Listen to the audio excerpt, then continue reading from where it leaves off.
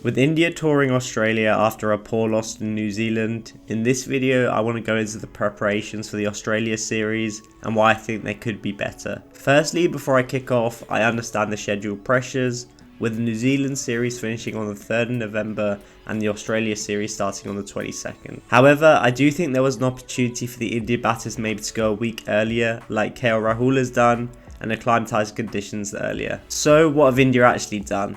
They've scrapped their match practice for centre wicket match simulation. While I think this is a fair call to maximise centre wicket batting practice, I can't help but feel India will regret not sending a few players out earlier so they could do this practice and maybe have a game as well. So why is it actually beneficial to send the players out earlier? No matter how good you are as a player, there is some adjustment period to get used to different conditions. Some players can do that in a few net sessions, while some need longer. I think even casual cricketers can relate to this. Go from nets to turf, say for the first game of the season.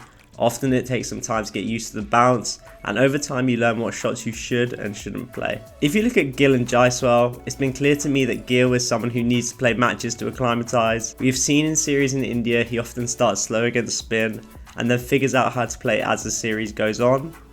Additionally, considering Jawal, he hasn't played a test match in Australia, so surely he should have some more time to adapt and he can figure out what his game plan is versus the pace and bounce. There is one caveat to this. I think if players have fundamental technical flaws, then match practice doesn't necessarily help unless they can resolve their flaws during the practice. This may affect someone like a Sarfaraz Khan, who has played a lot of cricket in India, but generally there are perceptions he struggles against pace and bounce, so no matter how many games he plays in Australia beforehand, he'll always be susceptible to those issues if he doesn't fix the underlying cause. However, I'm just a YouTube commentator and these are professional sports people who know their games inside out, and they may feel they'll be able to just go to a few net sessions and be able to play in a test match after. I just think with this tour being so big, you should really try and do everything you can to maximise the opportunities to win, but I understand that there's time pressures and players don't want to be away from home for too long, so you kind of have to balance that up. But let me know in the comments if you think India's preparation will affect their chances in the series, and thanks for watching.